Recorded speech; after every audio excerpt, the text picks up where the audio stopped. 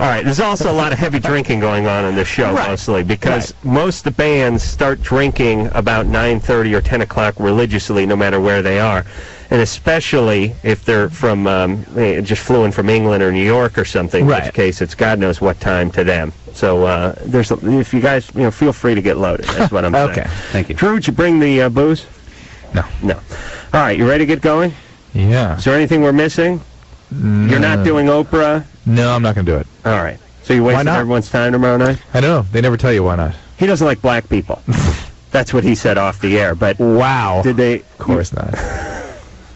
Kathy. Yes, hi, Adam. Yes, you're 37. Yes, I am, unfortunately. They Might Be Giants, big fans of you. I just bought your live album. You're playing a lot on FNX. Right. Yeah, you calling from Boston. You're from the Lynn area, right? No, we worked with people. Well, we're from the western suburbs of Boston at one point. Okay. We worked with somebody from Brookline? Lincoln, Mass. is where John and I. Okay, I knew you were from up here. Yeah. Drew and Adam, love your show. Love everything that you do. Agree with about 100% of everything you say. Well, that's a fairly good compromise. Thank you. Almost 100. The only thing I just wanted to offer a different perspective. I got married when I was 19. Had my first child when I was 20. Unplanned. My husband and I met in college, fell in love, had our first child, and of course you've already said something that takes you away from 90% of our listeners. I finished college. Right. That. And I know most of your listeners, I think, are coming from a different world, right? But I just wanted to offer a little ray of hope for anyone who may be young, facing that decision. If you really are in love, if you really are committed, it can work out. Let's examine that a second, Kathy. I mean, what other sorts of things can people look at in helping determine whether or not this is a good time and a good decision? In other words, to me, what comes to mind is something we've already mentioned, that you're both well on your way to pursuing some sort of productive life, right? You're both in college. When this is that. Two, I would think looking at both your family systems, where you came from. Right. Were they stable? Were they solid? Is it a good is it a good template for something? I mean, are you guys just acting something out and escaping to get married, or are you getting married because you're healthy and you've met somebody and you're making a decent choice? Right. Well, I think you do definitely need a support network. If you have no one to support you, that is going to be very difficult. And luckily, my parents were very supportive, insisted that we both finish school. And that's what made all the difference in the world. I think it would have been to be fair to Kathy, to be fair to most of our listeners, I think they look at the federal government as sort of a large family, large support network there. And in a way it is. I put a few dollars aside each paycheck that goes toward God knows who, God knows where, having God knows what. But that is how most of our listeners look at their extended family. Look at the government as their extended family. Kathy? It is that. All right, so it worked out for you. Your kid's old now. Yeah. You're 37. I'm going to college, as a matter of fact, next year. At 37? Yes, that's incredible. 37. Wow. She's looking at Princeton and Cornell, Carnegie Mellon, very bright girl. So it can work. And I just wanted to offer a little, different perspective. And I think this is great that They Might Be Giants around. We've been such fans for years. It's just great to talk to you guys. All right, thanks. All right, Thanks, great. Kathy. Thanks a lot. You remember Cornell. Thanks, I remember when I got out of college, I was looking at many universities. No, but you and I walked that hill up to Cornell looking for the gym there, remember? Oh, we did? I guess that was Ithaca. In Ithaca? Yeah. Oh, was Cornell near Ithaca? Cornell is in Ithaca. Yeah. Drew loves the colleges. For me, it'd be like going to a tortilla factory or something. Going what it's like for Drew going to a university. I think it's almost the strip. They're taking us to tour strip places for you. Yeah, it'd be like if there were these huge strip clubs that took up acres and acres and had like a football team and a library, and we could just walk through the hallowed halls of these places and look at strippers present and future. Flint Publishing, thanks, Ann. Yeah, that would be a good analogy. Dan? Yeah, I'd like to thank you for the compliment you made at the end of our conversation on last night's show. Remember Dan? No. Dan has the muscular dystrophy and the spastic paraparesis. Right. Yeah. You took the time and prayed and thank God that there wasn't a lot more people that had to deal with this disease. Yeah, I know. I'd be pissed if I were you, though, about that. I mean... yeah, that really made me feel a lot better about myself. And and Dr. Drew called my urologist and I explained my concerns. Yeah. And he says, well, I got an opening Monday morning. You can come in at 9:15, and I have various medications, and I have one I know that will work perfect for you. Good. So I'd like to thank you guys on that. Right. This is Dan who was having retrograde ejaculation. And Dan called in at the beginning of the show last night. That's why I was a little bit confused when he said the end of the show. It's kind of funny when the urologist says he has an opening. I don't know why, but I picture the actual end of the penis in the urethra. That's nice. When a proctologist says he's got an opening, that's good for a chuckle, isn't it? And I have a compliment about masturbation. A compliment. All right, there. All right. Okay. Not that I need any persuading. I'm doing it anyway. Yes, I love the way you make masturbation seem that it's not shameful. When you're in a group of guys and you got one macho jerk trying to say, hey, well, I never masturbated. Hey, that's like saying I got an itch and never scratched it. That's right. Hey, that's good. That's a solid analogy. And I'd rather take and put on a rubber glove and have safe sex at home than go out to a bar and pick up some woman that's so loaded she's comatose, take her out in the car, have my way with her, come home, find my penis on fire the next morning, and wind up with HIV. That's shameful, not masturbation. All right, Dan. God bless you. Dan's great. Dan is his, what is his affliction? Muscular dystrophy, and then he's got spastic paraparesis in both his legs. Why do they got to call it paraparesis? Why do they say it twice? Well, I was thinking about this morning. You've heard of paresthesia? It's part of France. Where's paresthesia? What is a word that you have? If you guys know paresthesia, don't look it up. You guys are the smart band. No. You said the word analogy. All right. Anyway, it's basically legs are basically locked out like this. That's spastic paraparesis. Yeah, but why the paraparesis? Why not just both spastic? Sides. Oh, so he's got a paraparesis? Yes. Oh, please. Quadriparesis would be all four. Yeah. If your dog got it. Yeah. Okay.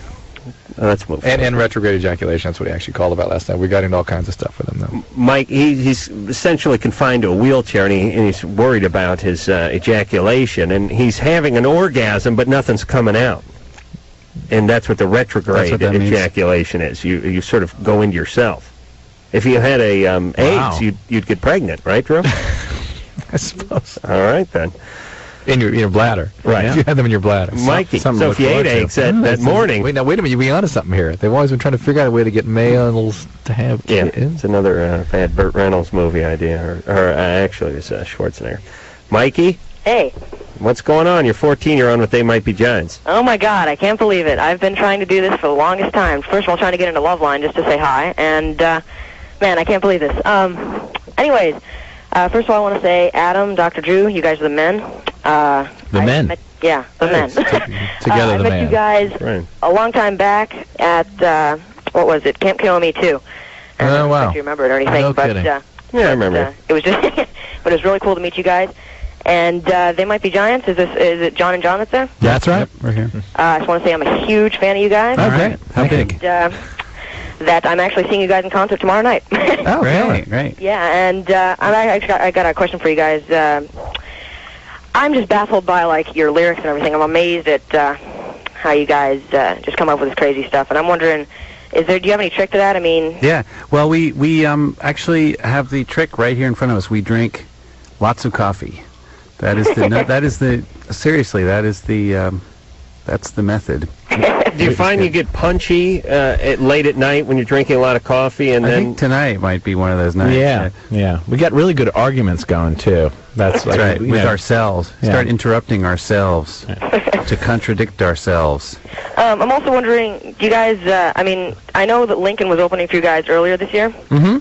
Who's opening for you guys this now? This guy named Michael Shelley. He actually was a DJ on WFMU in New York City, which is one of the few sort of freeform radio stations around. And he actually is a songwriter as well, and we heard his record, and it was kind of a great pop record, sort of in a Brian Wilson, kind of Nick Lowe vein, and so he'll be opening for the entire 2 months that we're out in the United States. Cool. Where are you playing tomorrow night in San Francisco? The Fillmore. Oh, that's cool. Never been there, but I've heard of it. Yeah. Is it cool? Yeah, it's the, Because the last three bands that Adam said that, they go, oh, no, it sucks. Remember? No, that was the Cow Palace, I think. You're right. Yeah, right. No, we had a good time at the Fillmore last time we were there. Yeah, you're right. It was Cow Palace. Well, that's the architecturally compromised, but still standing Fillmore. Fillmore's all that Big Brother and the whole company and all that Jimi Hendrix and all that good stuff. Mikey? Yeah. You weren't even born. Mikey, born. His parents weren't born. What year were you born? This is going to be fun. When were your parents born? 1983. You guys. Great. What year were your parents born? 2 years later. What year were your parents born? 47, 49, I think. Yeah. Okay. We started the band in 1983. That's right. Really? Yeah. I started my carpet cleaning career in 1983. Yeah. Yeah. Right. It's really paid Mike dividends. knew the pain. Oh, that's beautiful. All right. Why don't we play a They Might Be Giants song? You want to do that, Drew? How about Birdhouse in Your Soul? Oh, that's a great idea, Drew. That sounds great. That really does sound good. I swear to God, those horns sound great in that song. We got some practice in on that one. Couldn't have done Don't Let It. Yeah, we were saving it for Volume 2. Oh, could you imagine that with the horns going, Drew? Oh, yeah. You really need to start a band, Adam. You do. I'm going to start that, and I'm going to cover They Might Be Giant songs, only the ones that didn't make it onto the best of. You know, I can say this on this show. There was a band, They Might Be Giant. You know, early on in our career, like very early, right after we started, there was a band in New Jersey called They Might Be Vaginas that started. They toured with the Dickies for a while, didn't they? Well, you know, it shocked us, but they were a They Might Be Giants tribute band. It was quite shocking.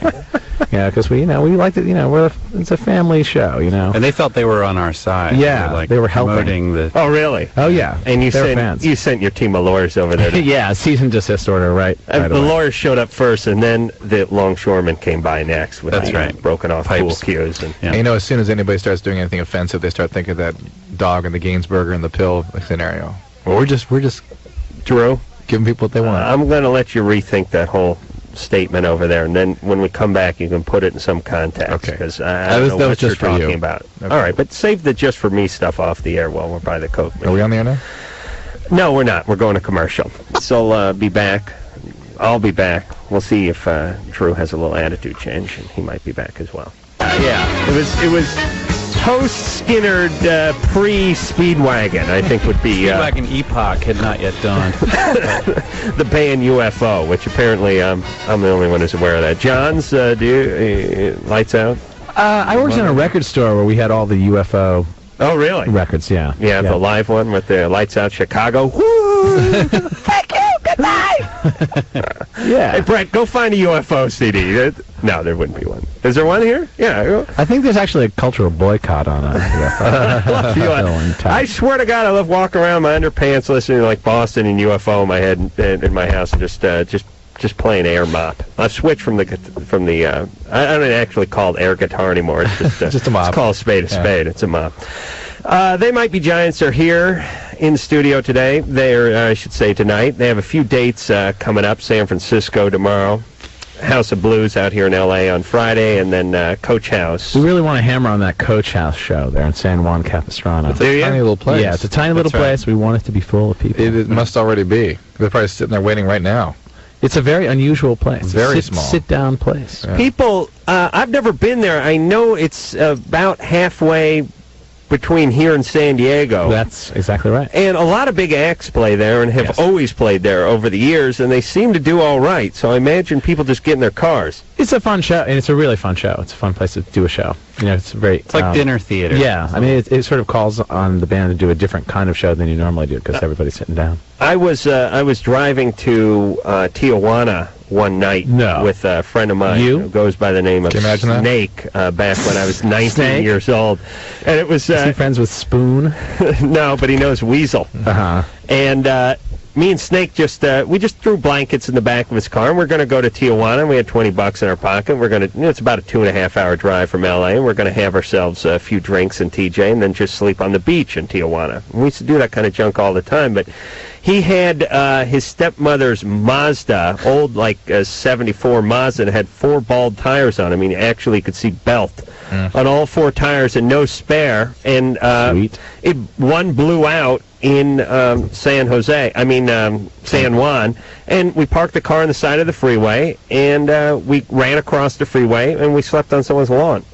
Excellent. And then the next day, I was going to say, I thought somehow UFO playing at the coach house was going to come up. No, we just stayed near the coach house on somebody's lawn. And then the next day, Snake said, well, here's what we'll do. We'll buy a used tire for like $7 because we didn't have any money. We'll put it on ourselves. And I said, no, you can't put a tire on yourself. Yeah. You can't put a tire on a rim yourself. You need a whole big, pneumatic device. And then we got in this huge argument. Oh yeah, I'll put it on. No, you won't. Yes, I will. They can't. You can't do that. Oh, and so the point is we put another bald tire on, and drove into TJ. Actually, where'd you get it? Bought it. And they put it on. Yeah, I told them to put it on. Pay the extra $3. Save ourselves 6 hours. You wonder why the wheels are coming off the wagon right now in this country. Because of me and Snake driving to TJ? Because of the precedent you set in your youth. No, we were a mess. Don't ever do what I did. Yeah. Teresa. Hi. You're 23. Yep. What's going on? Well, I had a baby 5 months ago, and I was nursing her, so I decided to take that nursing pill. They call it the mini pill. Yeah, And 2 weeks ago, I took a pregnancy test, and it came up positive. And I'm wondering if I maybe got a false positive. You certainly might have, but that's not very common. How long ago was the baby? I'm sorry. She was born in April. So like 5 months ago. Yeah, she's just barely 5 months yesterday. And you breastfed continuously, and you've been on the mini pill. Yeah, I don't supplement at all. So. Do you have any other kids? Yeah. I'm getting close to gambling on Teresa because she got that little girl voice. Sure, you want to do it? Yeah, everybody says I sound like I'm 12. Yeah. There's a reason for that, Teresa. I know. Shall we? I'm all right. Hold on, Teresa. We're going to gamble on your past. Hold on. You guys are going to enjoy this part of the show. You have any money on you? Yeah. Yeah. Why don't you dig down deep into that live compilation? I only got type album, money. These Vegas hundreds here. Oh, for Christ's sake! I only got $20. No, I got a 5. You got a 5, Drew? Yeah. Come on, float us, you cheap bastard. You? Yeah. What's the routine here? I got change in my car. I'll go get it during the break. Here's the deal. I don't know why, but once in a while we gamble on a caller. And what we gamble on is not what's going on with them today. I don't care what color they are, or where they work, or who they're married to. It's what went on in their past, what brought them to where they are today. What was their childhood like? And there's a few things that always get us on the gambling roll. One of them is the little girl voice. When I hear a woman who has a little girl voice, usually means something happened to them that stuck them a in while ago. Their development just stopped. And they're trapped there. Yeah. And Seriously? Oh yeah. And babies at a young age, multiple babies. That's a clue. Right. So we are going to try to figure out what's going on. What Teresa's past was based. What was your family like? Well, you go first. What about? Why don't you go first? What about the $5 I just put on the table? You'll never see that again. Okay. But don't worry. I got a sound man that works like this. Severe tire damage is the name of the latest AMP Giant CD. There you go. Hey, it's been a gas. There's the $5. All right, Drew. That's what I do. I start making a little change. All right, Drew. Why don't you go first and set an example? We're flying in very uncharted waters. Not unclear water here because we don't know much. We don't know anything about her except we have a sense that there's something going on. So I'm going to have to just really give it a guess, and I'm going to say parents broke up when she was about 2. Couple stepdads who were moderately abusive. Somebody was an alcoholic addict, pretty kind of violent around her. And she started having kids at a young age, obviously, because of all this. All right. I'm not sure there was any sexual abuse, necessarily. All right, very solid. John? A decent bet sometimes is just go, no trauma. Good family. No trauma? No, Catholic, not in this case. Catholic No upbringing. Parents still together. Sometimes they don't admit to things. Don't know what I'm talking about, but the mini pill thing seems like, isn't that some kind of conscientious, like going to a doctor, taking the doctor's advice, that's right. getting it together? Yeah. Could be 21, little girl voice because she's 5 feet tall. Could be. Could be. So, all right, why don't you go with no difficulties? Right, okay, now this... Nothing out of the ordinary. This reminds me of playing poker on the bus at like 3 in the morning with our sound man Monty, where he's like, hey, let me show you the magical effects, and then the money goes away. Right. Okay, so, listen, hey, it's been great, we've heard just as much. We've heard just as much as you have. Okay. And that's a solid guess, because sometimes there is something and they don't admit it, in which case you win. That's right. And John's in for 5, so... No, he gets changed. No, he gets changed. Okay. All right. Okay. Out of my ass if I lose. All right, John, so... I'm going to go with Drew on this. And just, no, you I don't know why. You can't go with Drew. You got to make it at least a little bit different. Really? Yeah. A little bit different. Just go with alcoholism or something. God. I feel so soiled. Well, I think I'm gonna stick with my brother, Mr. Flansburgh, here, and say no trauma. No, you can't do that. Can't do that. You have to have your own. You have to form your own opinion. Oh wow! All right, shall I form one for you? Can I have my dollar back? Just go with Dad drank too much. That's an easy one. Yeah. Everyone's dad who calls into the show is slush. Okay. All right, Dad was an alcoholic. Sure. Why not? That's reasonable. Okay.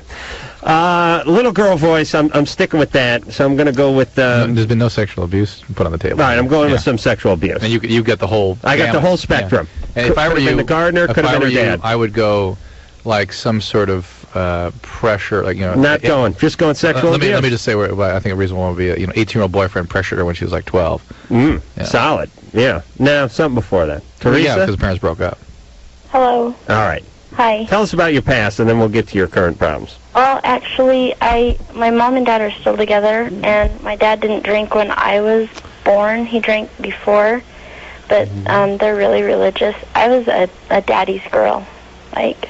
Yeah. And then I got married when I was 18, and I had really, really bad boyfriends before that. In fact, one beat me really bad. How old were you when you started having sex? I was 17. Why would you seek out the abusive boyfriends? Well, I think just because I had no self-esteem. Why? My older brother told me I was ugly my whole life. Well, I told my sister she was fat her whole life, and she didn't kill herself until like 6 months ago. I believed it. Did he beat you up or anything, your brother? Yeah, we fought. I beat him up as much as he beat me up. Did your dad do anything to you? Never. No. He spanked the pillow other than spanking me. Did your parents, did you ever have an eating disorder or anything like that? No. Your dad spanked the pillow? I was anorexic before. You what? I was anorexic before I got pregnant with my first baby. Isn't that an eating disorder? I'm no doctor, but that's an eating disorder, Teresa. So what I'm getting towards here is your parents were real intrusive with you. I mean, your dad was not just doting upon you; he was sort of controlling and really involved in you in lots of ways, right?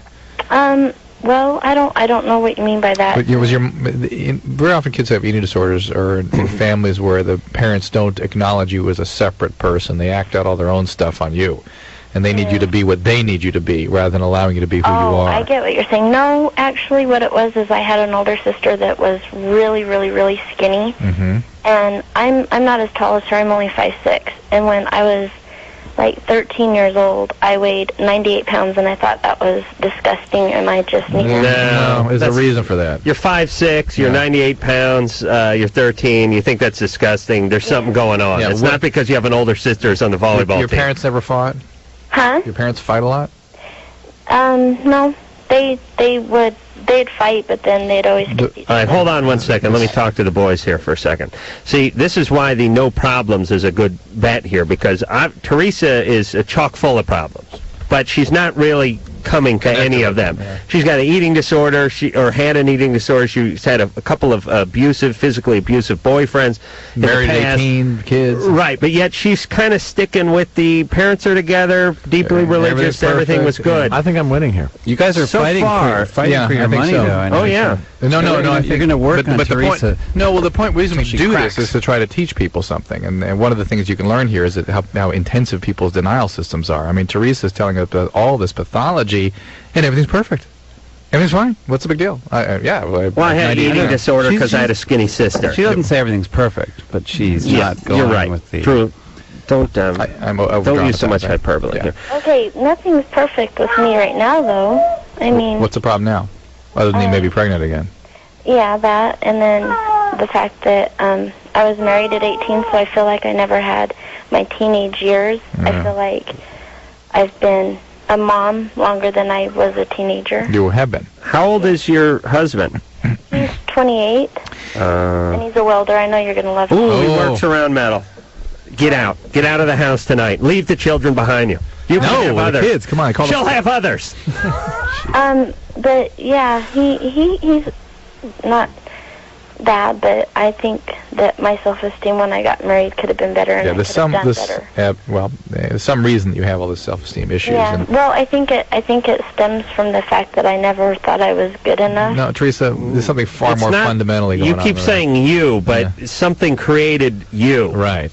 Do you understand? You thought you were fat. You never thought you were good enough. But there was an environment that helped nurture you, and they didn't do a good job. Didn't help nurture you. Could it be that I always wanted to be good enough for other people, and the reactions that I got weren't? I mean, I'm a person that needs. Here's a theory that children of narcissistic parents have to basically end up just their whole life is about making everything okay for the parents. You know, you're the caretaker of those parents, and then you become the caretaker of everybody else too. And now you're the caretaker in your family, and you're always subjugating your own needs on behalf of your family. Here's what you got to do: you are mom now. That's it. You are mom now, but you have to find some way of retaining that responsibility, but at the same time taking care of yourself. You have these instincts that you need to go out and act out some of these teenage issues. Don't talk back. Let Drew finish. You can do that in ways that still maintain balance in your family and still maintain your priority as a mom. But it's getting surreal, Drew. But you've got to be mom first and foremost, and try to find ways to take care of yourself. All right, Teresa. Playing baby music. I don't know what the hell that was. Hey, can I say hey to the guys from They Might Be Giants? Hey, Teresa, how you doing? I have a couple of your albums. I want to know why you never put pictures of yourself in there. Well, you know, that's early trauma, I think. No, you know, honestly, it's an interesting thing. I mean, we made videos which had our pictures in it, but I think basically we try to put the music out in a way that lets people's imaginations run wild. So you can hear Apollo 18, gosh. Mm-hmm. You guys are pretty chirpy. What's with all those mannequins and mechanical stuff? Hey, Teresa? Yeah? I hate to cut you off when we got a little momentum with the band, but we're going way long on this call. But let me just ask you one thing real quick. Your dad would spank the pillow instead of spank you. Yeah, so I didn't have to get hurt. Okay. I like to think that it was a push. It was, but John was sort of in the right realm, which is denial, which is really the issue. There's a ton of chaos. I didn't actually use the word denial, but I was feeling it. You were in that camp, and see, he'll at least get part of this. All right. I think we'll take a break. We'll divvy up the money during the break, fellas, and we'll be back with They Might Be.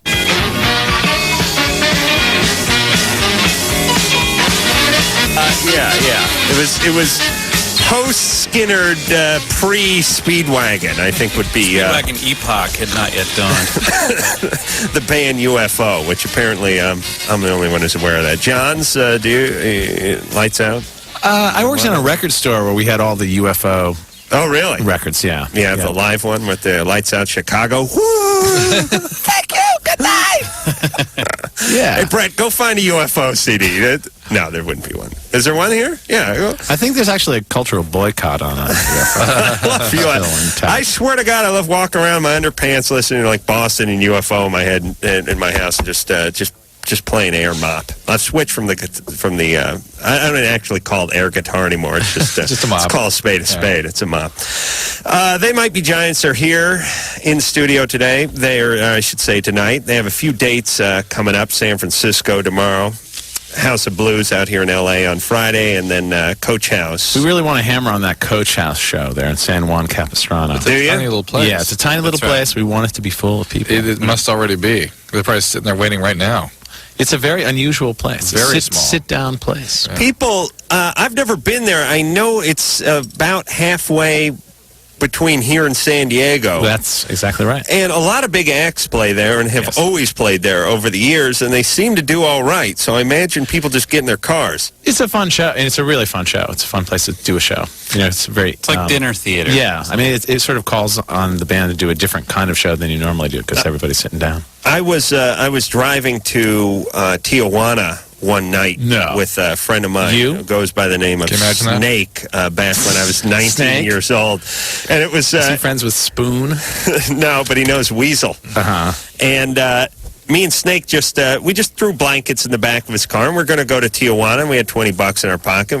It's about a 2.5-hour drive from L.A., and we're going to have ourselves a few drinks in TJ and then just sleep on the beach in Tijuana. And we used to do that kind of junk all the time, but he had his stepmother's Mazda, old, like, 74 Mazda, that had 4 bald tires on it. I mean, actually you could see belt on all 4 tires and no spare. And one blew out in San Juan, and we parked the car on the side of the freeway, and we ran across the freeway, and we slept on someone's lawn. Excellent. And then the next day, I was going to say, I thought somehow UFO playing at the coach house was going to come up. No, we just stayed near the coach house on somebody's lawn. And then the next day, Snake said, well, here's what we'll do. We'll buy a used tire for like $7 because we didn't have any money. We'll put it on ourselves. And I said, no, you can't put a tire on yourself. Yeah. You can't put a tire on a rim yourself. Okay. You need a whole big, pneumatic device. And then we got in this huge argument. Oh yeah, I'll put it on. No, you won't. Yes, I will. You can't do that. Oh, and so the point is we put another bald tire on and drove into TJ. Actually, where'd you get it? Bought it, and they put it on. I told them to put it on. Pay the extra $3. Save ourselves 6 hours. You wonder why the wheels are coming off the wagon right now in this country. Because of me and Snake driving to TJ? Because the precedent you set in your youth. No, we were a mess. Don't ever do what I did. Yeah. Teresa. Hi. You're 23. Yep. What's going on? Well, I had a baby 5 months ago, and I was nursing her, so I decided to take that nursing pill. They call it the mini pill. Yeah, And 2 weeks ago, I took a pregnancy test, and it came up positive. And I'm wondering if I maybe got a false positive. You certainly might have, but that's not very common. How long ago was the baby? I'm sorry. She was born in April. So like 5 months ago. Yeah, she's just barely 5 months. And you've breastfed continuously, and you've been on the mini pill. Yeah, I don't supplement at all. So. Do you have any other kids? Yeah. I'm getting close to gambling on Teresa because she got that little girl voice. Sure, want to do it? Yeah, everybody says I sound like I'm 12. Yeah. There's a reason for that, Teresa. I know. I'm all right. Hold on, Teresa. We got to gamble on your past. Hold on. You guys are going to enjoy this part of the show. Do you have any money on you? Yeah. Yeah. Why don't you dig down deep into that live compilation? I only got type album, money. These Vegas hundreds here. Oh, for Christ's sake! I only got $20. No, I got a 5. You got a 5, Drew? Yeah. Come on, float us, you cheap bastard. You? Yeah. What's the routine here? I got change in my car. I'll go get it during the break. Here's the deal. I don't know why, but once in a while we gamble on a caller. And what we gamble on is not what's going on with them today. I don't care what color they are, where they work, or who they're married to. It's what went on in their past, what brought them to where they are today. What was their childhood like? And there's a few things that always get us on the gambling roll. One of them is the little girl voice. When I hear a woman who has a little girl voice, usually means something happened to them stuck them a while ago. The development just stopped. And they're trapped there. Yeah. And seriously? Oh, yeah. And babies at a young age, multiple babies. That's a clue. Right. So we are going to try to figure out what's going on, what Teresa's past was based. What was her family like? Well, you go first. What about? Why don't you go first? What about the $5 I just put on the table? You'll never see that again. But don't worry. I got a sound man that works like this. Severe tire damage is the name of the latest They Might Be Giant CD. There you go. Hey, it's been a gas. There's the $5. All right, Drew. That's what I do. I just start making a little change. All right, Drew. Why don't you go first and set an example? All right. We really we're flying in very uncharted waters, not unclear water here, because we don't know anything about her except we have a sense that there's something going on. So I'm going to have to just really give it a guess, and I'm going to say parents broke up when she was about 2. A couple stepdads who were moderately abusive. Somebody was an alcoholic addict, pretty kind of violent around her. And she started having kids at a young age, obviously, because of all this. All right. I'm not sure there was any sexual abuse, necessarily. All right, very solid. John? I'll... Now, a decent bet sometimes is just go, no trauma. good family. No trauma. No, Catholic, not in this case. Catholic No way. upbringing. Parents still together. Sometimes they don't admit to things. Don't know what I'm talking about, but the mini pill thing seems like, isn't that some kind of conscientious, like going to a doctor, taking the doctor's advice, that's right. getting it together? Yeah, Could be 21, little girl voice because she's 5 feet tall. Could be. So, all right, why don't you go with no difficulties? Right, okay, now this... Nothing out of the ordinary. This reminds me of playing poker on the bus, like 3 in the morning with our sound man, Monty, where he's like, hey, let me show you the magical effects, and then the money goes away. Right. Okay, so, listen, hey, it's been great. We've heard just as much. We've heard just as much as you have. Okay. And that's a solid guess, because sometimes there is something and they don't admit it, in which case you win. That's right. And John's in for 5, so... No, he gets changed. No, he gets changed. Okay. All right. Okay. Out of my ass if I lose. All right, John, so... I'm going to go with Drew on this. And just, you can't. I don't know no. why. Can't go with Drew. You got to make it at least a little bit different. Really? Yeah. A little bit different. Just go with alcoholism or something. God. I feel so soiled. Well, I think I'm going to stick with my brother, Mr. Flansburgh, here, and say no trauma. No, you can't do that either. Do that? You have to have your own You have to form your own opinion. Oh, wow. Shall I form one for you? Can I have my dollar back? Just go with Dad drank too much. That's an easy one. Yeah. Everyone's dad who calls into the show is a lush. Okay. All right. Dad was an alcoholic? Sure. That's reasonable. Okay. Little girl voice, I'm sticking with that. So I'm going to go with... there's been no sexual abuse put on the table. All right, I'm going with some sexual abuse. And you get the whole... I got the whole spectrum. Yeah. And if I were could have been the gardener, could have been her dad. I would go like some sort of pressure, like, Not going. Just going sexual abuse. Let me just say where I think a reasonable one would be, 18-year-old boyfriend pressured her when she was like 12. Yeah. Solid. Yeah. Now, something before that. Teresa? Yeah, because the parents broke up. Hello. All right. Hi. Tell us about your past, and then we'll get to your current problems. Well, actually, my mom and dad are still together, and my dad didn't drink when I was born. He drank before, but they're really religious. I was a daddy's girl, Yeah. And then I got married when I was 18, and I had really, really bad boyfriends before that. In fact, one beat me really bad. How old were you when you started having sex? I was 17. Why would you seek out the abusive boyfriends? Well, I think just because I had no self-esteem. Why? My older brother told me I was ugly my whole life. Well, I told my sister she was fat her whole life, and she didn't kill herself until 6 months ago. I believe that. Did he beat you up or anything, your brother? Yeah, we fought. I beat him up as much as he beat me up. Did your dad do anything to you? Never. No. He spanked the pillow other than spanking me. Did your parents, do you ever have an eating disorder or anything like that? No. Your dad spanked the pillow? I was anorexic before. You what? I was anorexic before I got pregnant with my first baby. Isn't that an eating disorder? I'm no doctor, but... That's an eating disorder, Teresa. So what I'm getting towards here is your parents were real intrusive with you. I mean, your dad was not just doting upon you. He was sort of controlling and really involved in you in lots of ways, right? Well, I don't know what you mean by that. Very often kids have eating disorders or in families where the parents don't acknowledge you as a separate person. They act out all their own stuff on you. And they need you to be what they need you to be rather than allowing you to be who you are. I get what you're saying. No, actually what it was is I had an older sister that was really, really, really skinny. Mm-hmm. And I'm not as tall as her. I'm only 5'6". And when I was 13 years old, I weighed 98 pounds, and I thought that was disgusting, and I just needed... No, there's a reason for that. You're 5'6", you're 98 pounds, you're 13, you think that's disgusting. There's something going on. It's not because you have an older sister who's on the volleyball team. Your parents never fought? Huh? Your parents fight a lot? No.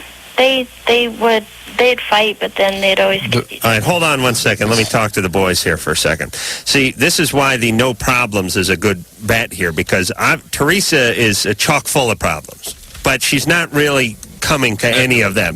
She's got an eating disorder, or had an eating disorder. She's had a couple of physically abusive boyfriends in the past. 18 kids. Right, but yet she's kind of sticking with the parents are together, deeply religious, everything was good. I think I'm winning here. You guys are fighting for your money, though. Oh, yeah. No. You're going to work on Teresa. The reason we do this is to try to teach people something. And one of the things you can learn here is that how intensive people's denial systems are. I mean, Teresa's telling us about all this pathology, and everything's perfect. I mean, it's fine. What's the big deal? I had an eating disorder because I had a skinny sister. She doesn't say everything's perfect, but she's not going you're right. with the... True. Don't use so much hyperbole here. Okay, nothing's perfect with me right now, though. I mean... What's the problem now? Other than you may be pregnant again. Yeah, that, and then the fact that I was married at 18, so I feel like I never had my teenage years. I feel like I've been a mom longer than I was a teenager. You have been. How old is your husband? He's 28, and he's a welder. I know you're going to love him. Ooh, he works around metal. Get out. Get out of the house tonight. Leave the children behind you. You can have others. Kids, come on. She'll have others. But yeah, he's not bad, but I think that my self-esteem when I got married could have been better, and there's some reason that you have all this self-esteem issues. Yeah, well, I think it stems from the fact that I never thought I was good enough. No, Teresa, there's something far more fundamentally going on. You keep saying you, but something created you. Right. Do you understand? You thought you were fat. You never thought you were good enough. But there was an environment that helped nurture you, and they didn't do a good job. It didn't help nurture you. Could it be that I always wanted to be good enough for other people, and the reactions that I got weren't? I mean, I'm a person that needs. Here's a theory that children of narcissistic parents have to basically end up their whole life is about making everything okay for the parents. You know, you're the caretaker of those parents, and then you become the caretaker of everybody else too. And now you're the caretaker in your family, and you're always subjugating your own needs on behalf of your family. Here's what you got to do: you are mom now. That's it. You are mom now, but you have to find some way of retaining that responsibility, but at the same time taking care of yourself. You have these instincts that you need to go out and act out some of these teenage issues. Don't talk back. Let Drew finish. You can do that in ways that still maintain balance in your family and still maintain your priority as a mom. But this is getting surreal, Drew. But you've got to be mom first and foremost, and try to find ways to take care of yourself. All right, Teresa. Are you playing baby music? I don't know what the hell that was. Hey, can I say hey to the guys from They Might Be Giants? Hey, Teresa, how you doing? I have a couple of your albums. I want to know why you never put pictures of yourself in there. Well, that's early trauma, I think. No, honestly, it's an interesting thing. I mean, we made videos which had our pictures in it, but I think basically we try to put the music out in a way that lets people's imaginations run wild, so you can hear Apollo 18, gosh. Mm-hmm. You guys are pretty chirpy. What's all those mannequins and mechanical stuff? Hey, Teresa? Yeah? I hate to cut you off when we got a little momentum with the band, but we're going way long on this call. But let me just ask you one thing real quick. Your dad would spank the pillow instead of spank you. Yeah, so I didn't have to get hurt. Okay. I see. I think that may have just been a euphemism when he said he was going to go spank the pillow. I don't know if he was actually... Did he do it in front of her? I don't know. That can explain a lot. When he really got pissed, the belt came off, and he was going after he probably went after the sofa pillow at that point. All right. Now, you see, we'll go to break, and, geez, I don't know who won that one. I think... I like to think that it was a push. It was, but John was sort of in the right realm, which is denial, which is really the issue. There's a ton of chaos. I didn't actually use the word denial, but I was feeling it. But you were in that camp, and so you at least get part of this. All right, I think we'll take a break. We'll divvy up the money during the break, fellas, and we'll be back with They Might Be Giants.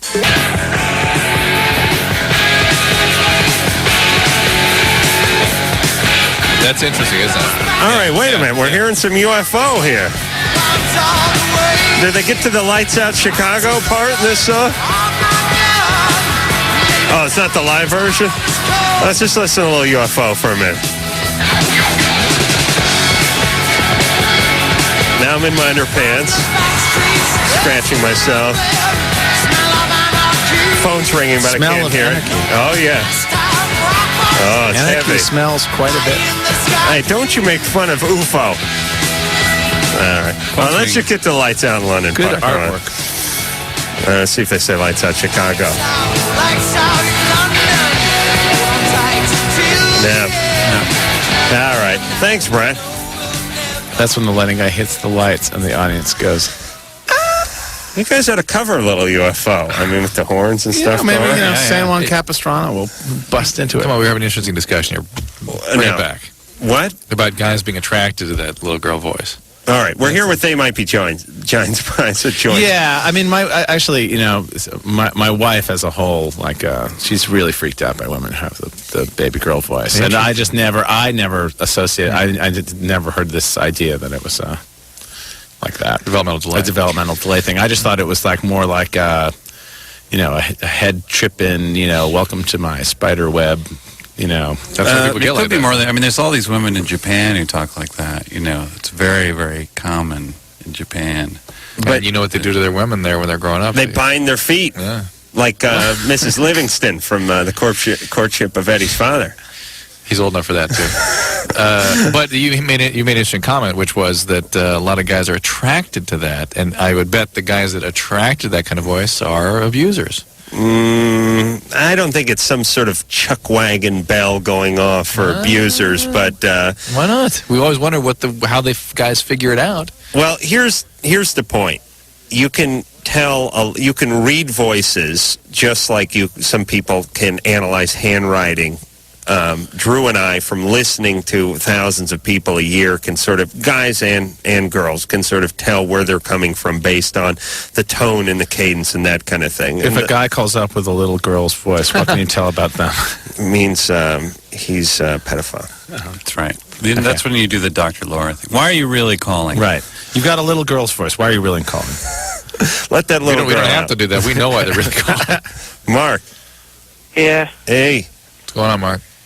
Yeah. All right. I don't. No. Mark's got a problem here. Hey, really? Well, that just goes to show I don't read the questions. Yeah. Mark. Yeah. I lived in New York until like a month ago, and then my parents moved out to Chicago. Well, actually, we're in the suburbs, but and I really hate it out here. How long you been there? A month. You miss your friends? 3 weeks or something. You miss your friends? Yeah, and my school and just New York. I mean, it's nice out here, but I like it a lot better in New York. Think about it, Adam. You would have to leave all your delightful friends behind. Oh, yeah. My menagerie of friends. Yeah. Yeah. Yeah, I'd be miserable. I mean, especially at that age, 14, imagine. I was miserable anyway, though. Yeah, but imagine trying to muster the resource to start all over again and live in a different part of the country. No. That's hard. Yeah, and also, like, the school out here isn't as good as the school I went to in New York. Well, I mean, Well, that's good. That just means easier for you, right? No, but I kind of feel like I'm being cheated out of an education. Well, maybe your parents can change schools for next year or maybe I'm just being egotistical. Well, you just watch more of the Discovery Channel. Make up for it. Yeah, I don't feel like I'm being cheated out of an education. Hey, I know that wasn't popular when you were young. Are you kidding? Yeah, we were like... Thank God for kids like Mark. Come on. Oh, listen, all I did was doodle on a peachy folder my entire my scholastic career, so what do I know? But, Mark, you were a good student when you were in New York? Yeah, pretty good. All right, now can't you take honors classes over there in Chicago? Yeah. All right, there you go. There you go. Yeah. But Mark, look, you've only been there a few weeks. This is this reminds me of the Alan Sherman song of the kid writing back. Hello, Mata. Yeah, right? Hello, Fada. You know? Hey, is it Camp Granada? Smoking marijuana. That's the remix. To this letter. But, it's... Just give it some time. Yeah, you got to give it time, Mark, because it's your reality now, and you will find a way. It's just so hard at your age. Everything's hard at your age. Here's the beautiful part. You're going to turn 18 and, go off somewhere and be pissed that you have to leave all your friends in your life in Chicago. Yeah. Chicago's a great town. We love Chicago. As a matter of fact, we'll be there Friday. Day after tomorrow. Yeah, Friday. And all I have to say... I love Chicago, too, but it's, like my brother always says, it's a good imitation. Of New York? Oh, no. It's totally different. I know. It's totally different than New York. Totally different. I love Chicago. Yeah, it's a spectacular town. And, you know what? I'll be singing on the airplane, Drew. What? Lights out, Chicago. Yeah. All right, Mark. Mark will get over it. Chicago's not such a bad place. Nick. Hey. You're 30. Yeah, how you doing? Good.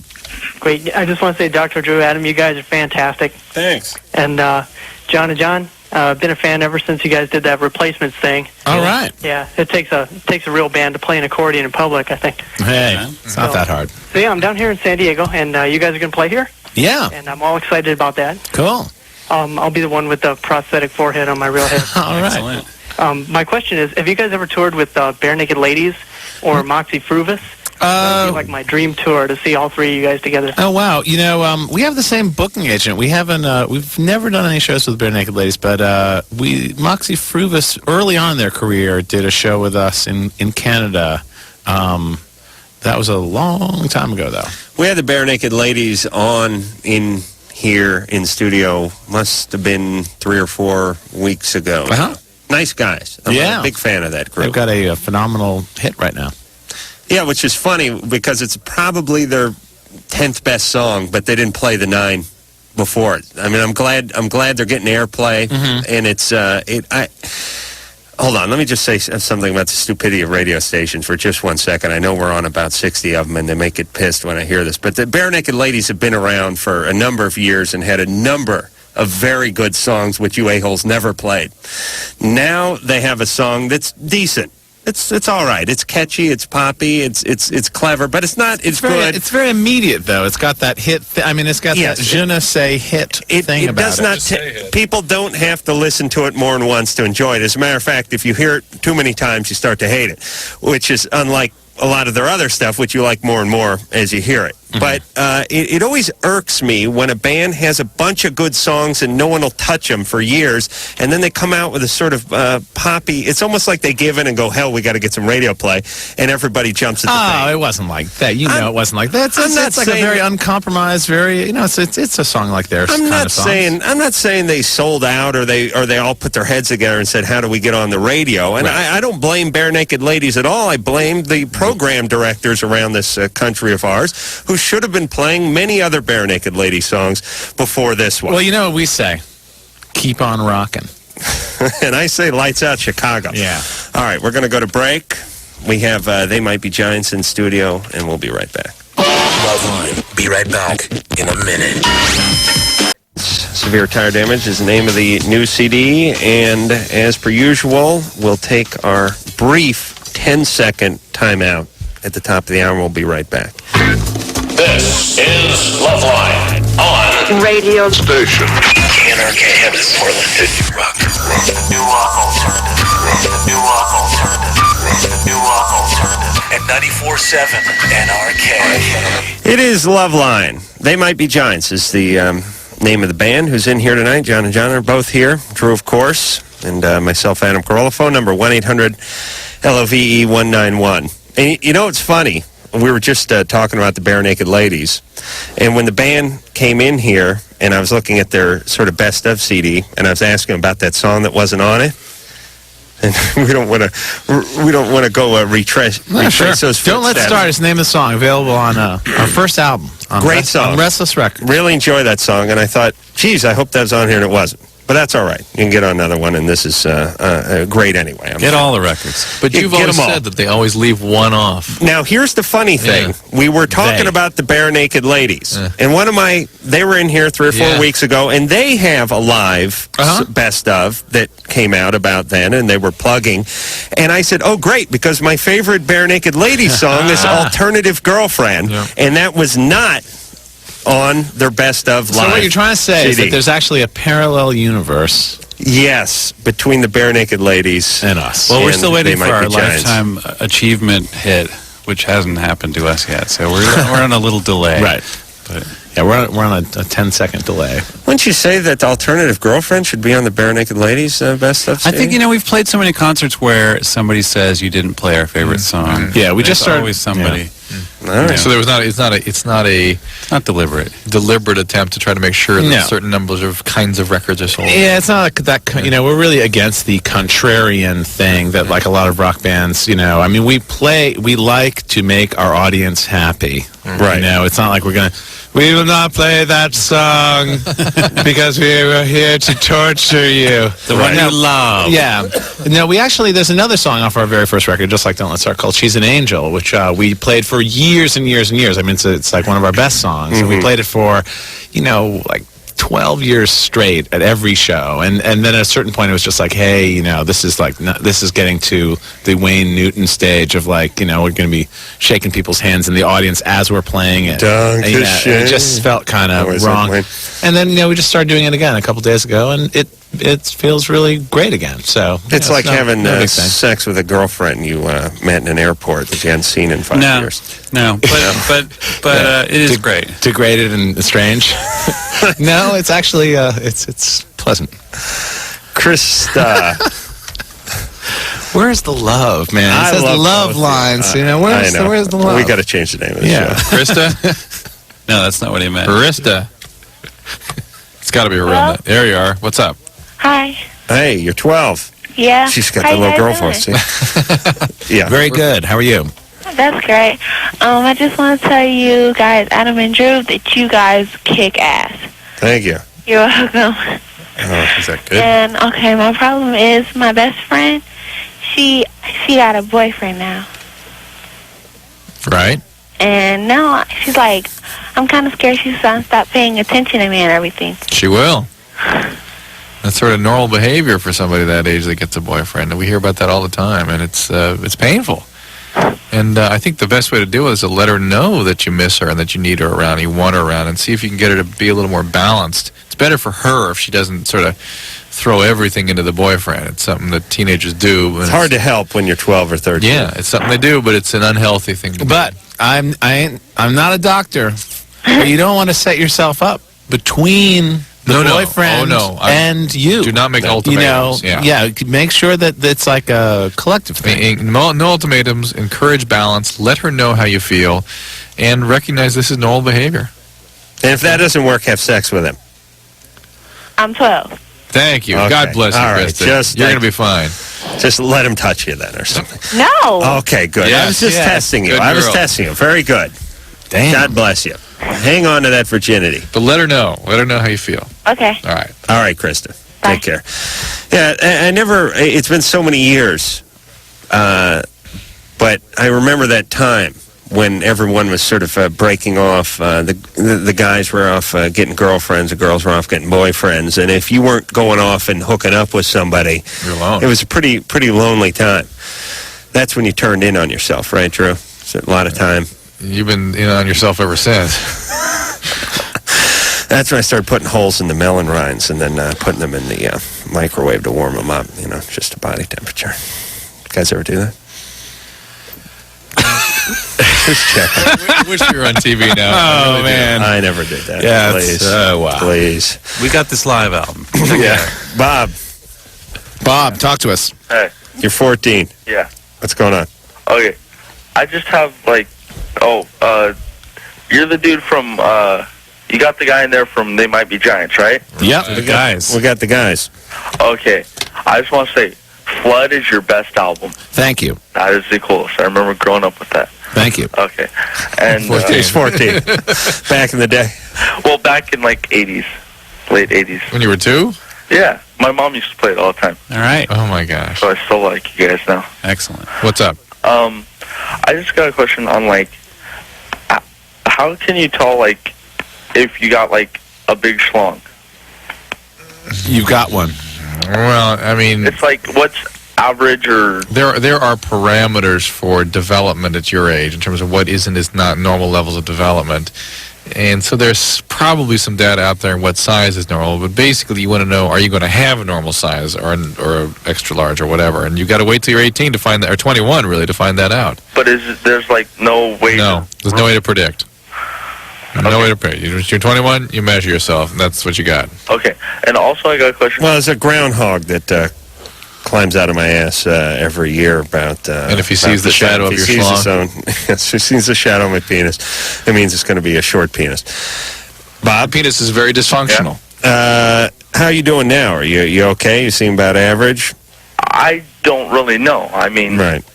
But also I got a question, when you're, masturbating, or for me anyway, it's when I'm with a girl, it gets, extra, huge. But when I'm, just masturbating or nothing, trying to tie one off before I go out with a girlfriend or something, it's it doesn't get as big. Is there, a reason for that, or is that normal?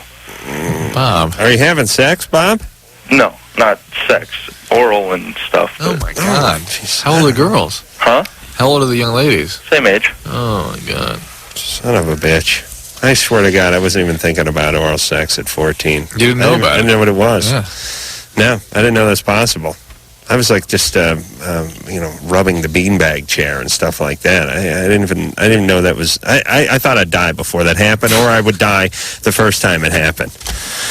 You're 14 and you're getting oral sex from these girls? Well, I've had it. Now I moved to a different place, so I don't really know anybody now. But right, I did. Yeah, and I've noticed that when I'm with the girl, it's like a lot bigger than it's just the amount of excitement you're into there. Yeah, you're pretty comfortable with yourself by now, and you're no big thrill. You know, try putting a little perfume on your other wrist and sniff that. That'll get you going. All right, Bob? Okay. All right, Bob. Listen, Bob. Uh-huh. Wear a condom at all times, would you? Okay. Okay. Yeah, just keep rotating them. At mealtime, put on a new condom. Never take one off. Drew, you didn't get any oral sex at 14, did you? No.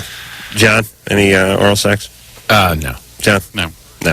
Although this confirms what we've heard from a lot of high school kids, which is that young women are performing oral sex on the males, and they consider it sort of part of the making out process. Well, I thought it was interesting that he said not sex, but oral. It was the new Clinton definition of sex. Yes, sir. It's not sex. That's right. Anal sex is not sex in our camp here. I don't consider it sex. It's extras. It's more of a sport than it is than sex, if you really think about it. 4D. Oh, Jesus. Ridiculous. Melissa. Hey. Hey, you're 23. How you doing? What's going on? I want to talk to the Miami Giants. Here they are. Melissa, we're right here. Bear with me because I'm really nervous. Oh, don't be nervous. You guys are so unbelievably talented. I love you guys. Well, thank you very much. I saw you guys down in San Diego at 4th and B, like last year. It was the best show I've ever been to. Did they have their horn section with them? No. Oh, think how much better. Oh, I remember that show. The horn section I remember that show. Yeah, well, yeah, that was a really fun show. Yeah, it was cool. But a question for you. What was your inspiration for Cowtown? Geez, that was one of the first songs we ever cooked up for the band, and I can't even remember what was the inspiration for it. I think it was one of those very stream of consciousness kind of lyrics that just came out of nowhere. Actually, I was going to ask you about the Bare Naked Ladies, but that guy beat me to it. That guy? Yeah. Oh, why they don't tour with them, you mean? Yeah, or if you guys like them, because you guys have a lot in common, like with the lyrics and stuff, Well, they're all smart white guys. Yeah. But other than that, who don't look or act like band members. Yes, exactly. They're intelligent and they're good and they're both real good live. But it's funny. It doesn't mean you have to pair them up. You know what I mean? Better that they should spread out and cover opposite ends of the country. Well, they're from Canada. We're from Brooklyn. Right. So there's that connection. Yeah. It's an international thing. Yeah. Right. Melissa? Yes. Where are you still living in San Diego? Yes, and I actually want to see them because they're coming to Street Scene. Yeah. This weekend. Yeah, we'll be playing outside, I think, or maybe inside under some kind of covered thing. Try to scrounge. You guys have been around with people holding hot dogs. Mm-hmm. Yep. And you can see them down at the Coach House too. When is that? Saturday night, San Juan Capistrano, the Coach House, the fabulous sit-down deal. The legendary Coach House. Huh. And that is about halfway between L.A. and you, right? Yeah, it's not that far. It's a little closer to you? To us. Oh, it is? Yeah. All right. Well, who cares? You'll make the drive. You love the band, right? Oh, definitely. All right. They'll see you Well, there. thank you for your support. Pull your top up when you get there. Okay. All right. What? I'm just so that I'm looking for more of a real sort of hard edge kind of concert night. He's still in the UFO mode. Man, that's just the same old, man. Adam's reliving his fantasies. That's old school. Yeah. Right there. As he listened to those UFO songs, that's what he envisioned. He was on stage, and that's what he wanted out there in the audience, right? Right. Yes. Yeah. We got a message for the ladies. Keep your tops on. Right. It's cool. All right, boys. Susan. Settle down with that dignity stuff. I like these guys more and more all the time. Susan, what's going on? You know, I've been listening to you for a while now, and I hear you guys talking about the little girl voice, how, you know, you're going to bet on what's wrong with their life. Well, in my voice, I'm like carrying on normal conversations with people, and I get into this type of phone sex talk where they think I'm seducing them or something. I'm just talking to them regularly. I work as a reception, and I got into lots of trouble where I'd be talking to these customers, and they would start saying, you know, inappropriate things to me, like, you know, I'd like to see you naked, and absurd things. And I used to think, well, you know, am I talking wrong, or something wrong with my voice, or no? Well, why do they? It's not the voice. Okay. You say you bring that out in men. Yeah. Well, men are picking up on something. You ever been raped? Oh no! I have a totally screwed up childhood. I mean, totally screwed up. I'm in counseling, and all right. Well, that's what they're picking up on. Is it that you're a good victim? See, that's why I'm asking if you've been raped. Okay, so it's nothing in my voice. Have you been raped? I was molested by my brother. Okay, that's the stuff they're picking up on. And abusers just know that. I don't know how the hell they know it. Were you ever raped, though? No. But yeah, I was going with the easiest. She was abused. No, I know. It's just sometimes they go on to be victims. Right, and maybe you haven't gone on to be as big a victim as we might have thought. Well, were you in abusive relationships after that? Oh, yes. Yeah, okay. I don't mean to be a contrarian here, but just because somebody survived abuse doesn't mean that they're necessarily putting out vibes that they're a victim. They become. I mean, I think there's something to be said for like guys on the phone being wildly irresponsible with total strangers. Every single woman we speak to that was raped had early childhood victimization. Well, you know, I know that except the very occasion. How would you say? I'm not saying that victimization is not common. I'm just saying that just because you've survived being victimized doesn't mean you're putting out vibes that you are a victim. That's like saying you can never overcome any problem. You know, somehow those scumbags seem to pick me out, you know, and I'm trying to figure out, is it my voice? Is it, you know, once they say something that's inappropriate, I'm like so shocked, and I just say, okay, you asshole, get off the phone. Or, you know, of course I didn't do that at work. I would just get out of the conversation and be done with it. But I find that it's happening more than I think it should be, and I'm wondering, is there something I can do to stop this from happening? I mean, I go to counseling. What more can I do? I mean, my voice isn't extraordinarily strange, is it? Or no, interesting. It has nothing to do with your voice. Yeah, people don't want to believe me when I say that's just the way humans are. So maybe you can help. Maybe you can help. Wait, hold on. Maybe you can help. Do you want me to help? Sure, Adam. Well, because they don't want to. Nobody wants to hear me talk. Well, no one likes to hear the doctor get preachy. Yeah. You go back and read your JAMA. Yeah. I'll have a heart-to-heart with the boys and Susan and see if I can make any headway here. So somebody help me, please. All right. Listen, guys are pigs. There's no doubt about that. Guys are out of line, and anybody who gets you on the other line and starts coming on to you sexually is out of line. That doesn't make it your fault. Okay, but be quiet. The point is they're doing it consistently. And anytime someone does something consistently, you're the constant in that. Meaning if 1 out of every 5 guys starts going down a sexual path with you and they get another receptionist in there and it's 1 out of every 25 guys who goes down a sexual path with her, then you're the difference. Now, what is it that is coaxing that? She's working in an office where everybody is her superior. She's the person answering the phone. She's in a subservient role. She's just completely set up by the culture, the business culture that she's in. But other people don't have that problem. Well, she's calling and saying she has a problem. It is a problem. I'm just saying that it works on a bunch of different levels. What I mean is there are many factors here. Right. There's no doubt about that. And obviously this could happen to anybody at any given time. Although a healthy person immediately nips it in the bud. They don't get far down that sexual road before the person hangs up or transfers them or gives them a good tongue lashing. Well, nobody's getting that far down the road with her. Yeah, they are. Yeah, but why did I know immediately she had been victimized? Why did Drew say you've ever been raped? Immediately. The second she said, guys keep calling and keep saying this. Yeah, they get farther than I'd like.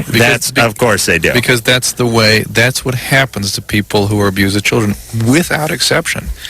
It's just the way it is. Now, you can do something about it, and I'm not saying you can't do anything about it. It's just the consequence of the circumstance of your child. Well, and I think what John's objecting to, and it's only because John's a real good guy, is the stigma of once a victim, always a victim. Right, which is not the case, and we're not saying that. I'd like to say Well, it is the case unless you get some help. Yeah, yes. which you're doing. I mean, I think I have a good counselor, and I've been at it for like 2 years now, and I know you're just getting started, Susan. Just getting started. I've heard Adam say it takes 5 years or plus. Yeah. Well, you were molested by your brother? Right. For how long? For about 6 months. And anything before or after that? No, he moved on to my other sister. All right. And your parents didn't do anything about it or weren't aware of it? They were totally oblivious. Right. To a lot of things, you know. Why? A lot of things. How come? Because they were... and they went to bed at 9 o'clock, and after their lights went out, it didn't matter what happened. I'd be out all night. Wow. And then you went on to some bad or abusive relationships after that? Totally. At 12 years old, I was dating an 18-year-old jewel thief. So, you know, it goes from there. Right. Okay. It sucks. So you had many years of that, and only at 38 or 39 did you begin counseling. Okay. All right, so you had 39 years of a certain life, and you expect to undo it in 24 months of counseling, and it just doesn't happen that fast. Now, the fact that you're in counseling, the fact that you're calling up, and the fact that you present this as a problem means you're making headway. Right. It's not going to happen overnight. I mean, you posed an interesting question, though, and the one that we've never been able to answer, and one that we every night question about is, how do these guys know it?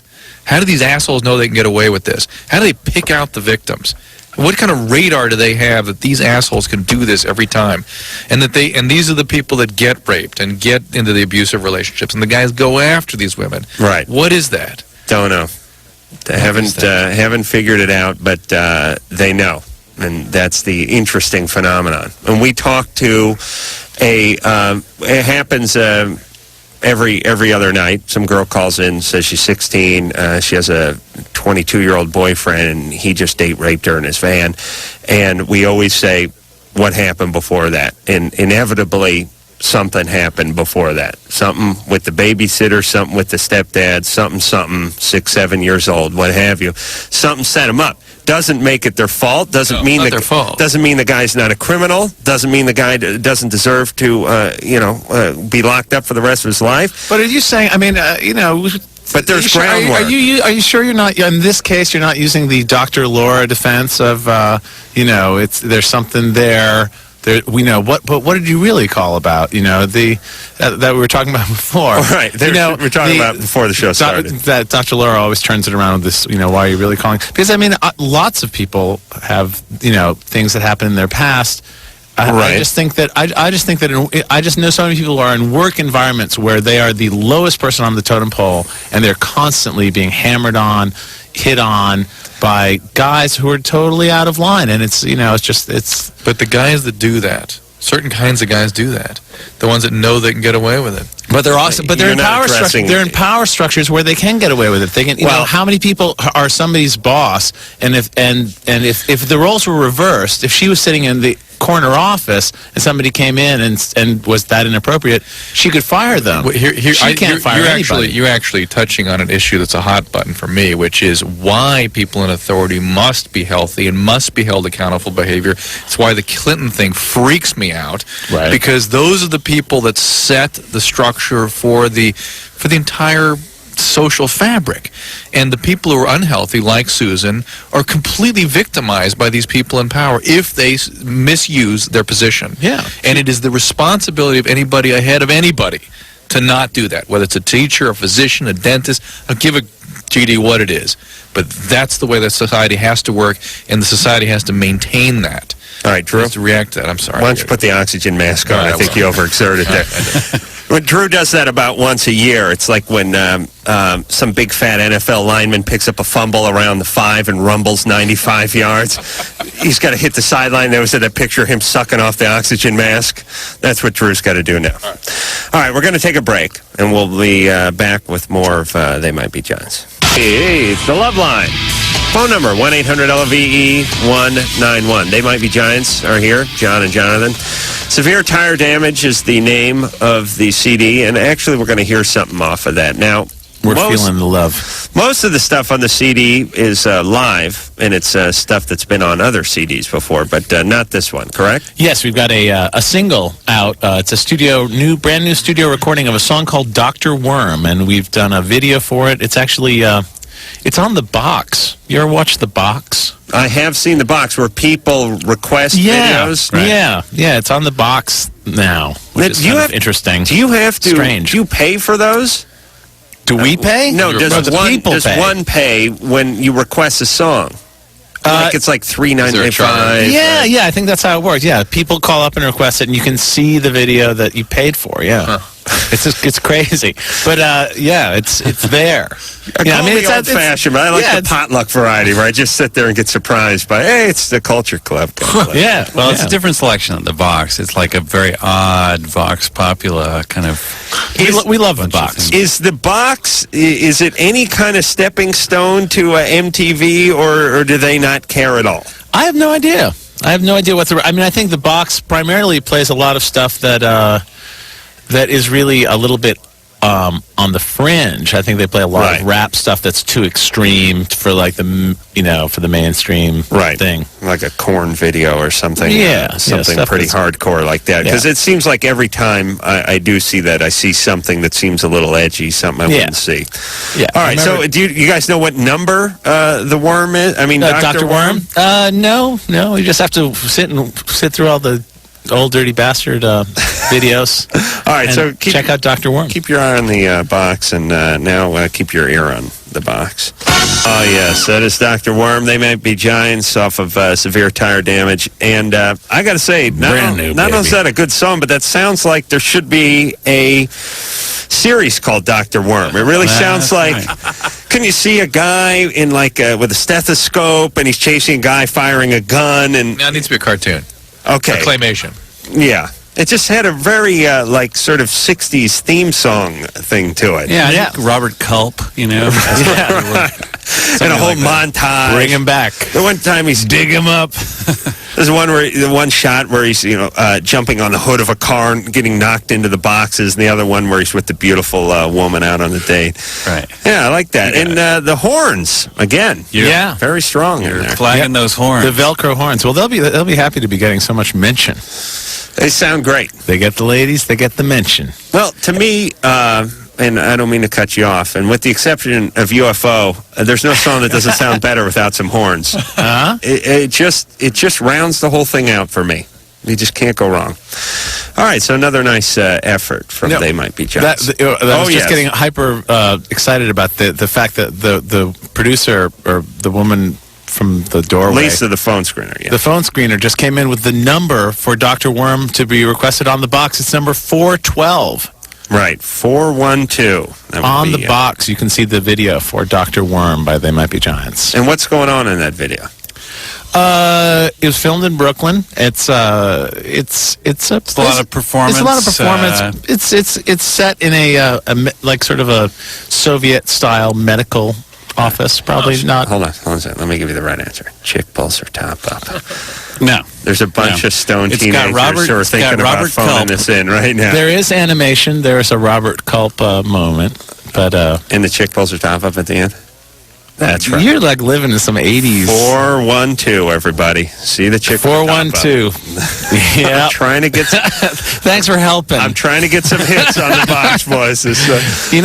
This whole the guys playing the cello in Greenwich Village thing. It believe me. I don't know what you're talking about. There's no cellos in our video, man. The Soviet theme. Okay. Yeah, there's a Soviet thing. I know you stepped off at the Soviet. That's like the big ejector. See glazing over. Yeah, it's like, oh my God, he said Soviet. People don't want to see like Balin Gorby in some summit. They want a chick with her top up. There's some very cool animation in the video. Okay, we'll look for that. Well worth the $3.95.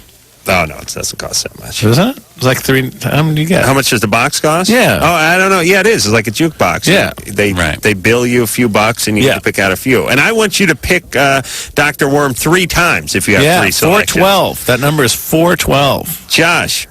Hello. You're 17. Josh. Ace Rockola. Let me just Thank you. Great. Let me just do a quick informal poll here of our young listeners. If there was a video that was going to be on the box, one of them was about the former Soviet Union, and the other one was a chick pulling her top up. Which one would you go for? I don't know. Okay. See, there you go. My point exactly. Why do we got to have such tards calling this show? He needs to know more. He needs to know more about the song. What's wrong with you, Josh? He's 17. Adam, I'd probably pick the one with the top. All right. Okay. Thanks, Jack. Whatever. Okay. Honestly. Okay. Who would you pick? Just what's your question? I'll discuss it with you. First, I just wanted to say that you guys really rock. I really appreciate all the stuff you guys do. And I had a question about you. I actually had a comment for you, Adam. Do you remember when you had Ron Jeremy on and you wanted the video "Spank Me, F Me"? Yes. I have a number for you that has that video. Really? Yes. Well, how much is it going to cost me? I have no idea. Probably basic price. I don't know how much a porno is nowadays. Well, Ron promised me he'd send it to me. I got it. Let me just backtrack and get the boys caught up. We had Larry Flint in here about a year ago. I asked Larry what other publications were under the Flint umbrella, and it's weird. He does some sailing books and like some computer magazines and things like that. But one of them, see, we think that's nice. One of them is Busty.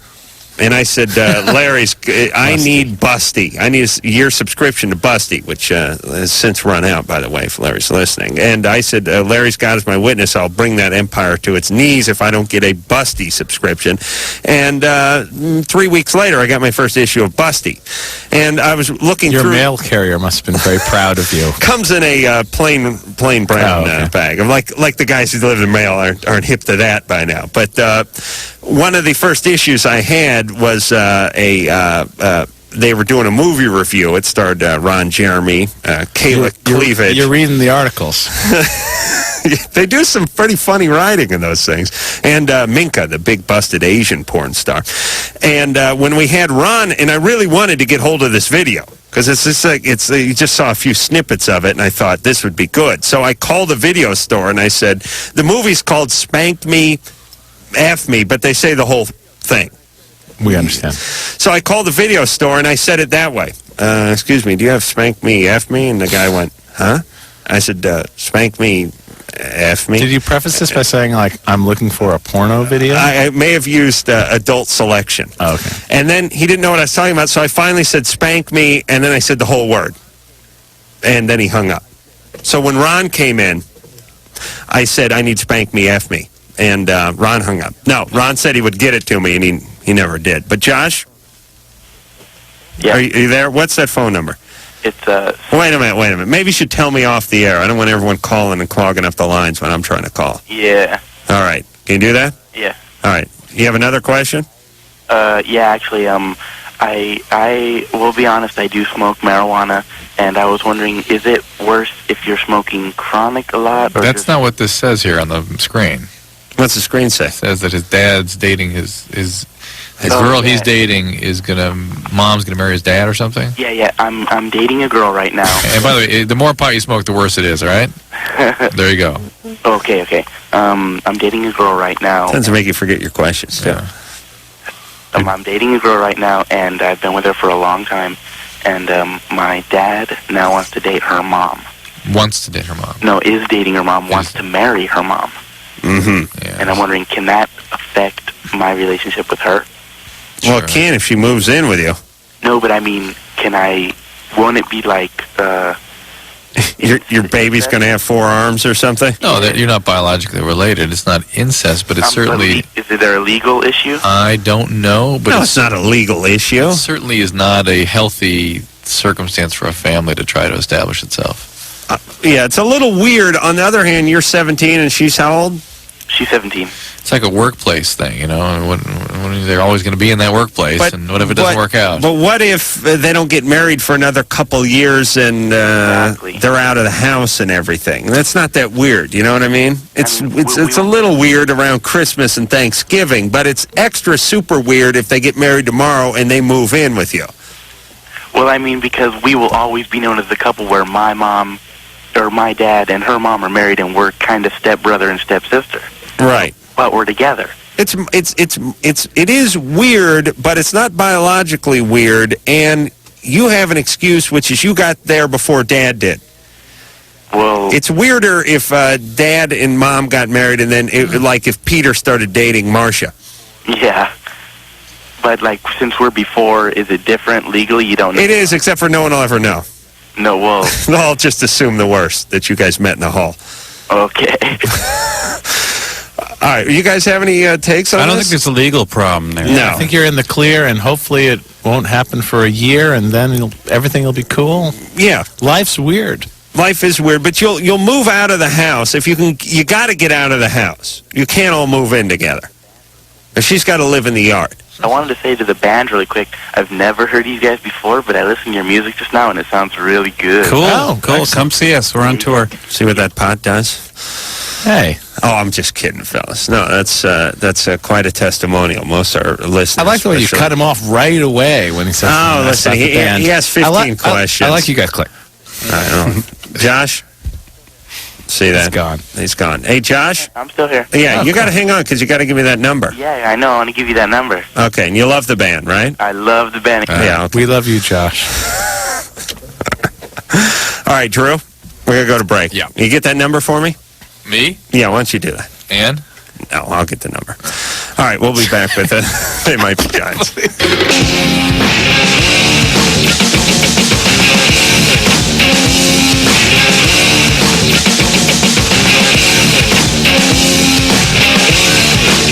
I've never been in a gay bar in my life. Walk past. John, thank you very much for coming in. Thank you very much. It's always a pleasure. Hey, our publicist asked me to remind everyone out there that we have a Dial-A-Song service online at dialasong.com. It's exactly what it sounds like. They Might Be Giants. Severe Tire Damage is the name of the latest. And guys, we have a lot of bands on the show, and I have a lot of CDs that I get free, and they usually float around the trunk of my car until somebody steps on them. But this one's going right into the CD player. It's got horns. It's got the horns. It sounds great, and it's all the best of, plus some new stuff, too. So we do appreciate it. Excellent. Well, thanks so much for having us. Our pleasure. Best of luck. And until next time, this is Adam Carolla for Dr. Drew saying mahalo. This has been Loveline. The views expressed on Loveline are not necessarily those of the staff, the management, or the sponsors of this radio station. And are probably not the views of Western One Entertainment. Loveline is produced by Ann Wilkins Ingle. Now, please listen to this station longer. 94.7 and Entercom.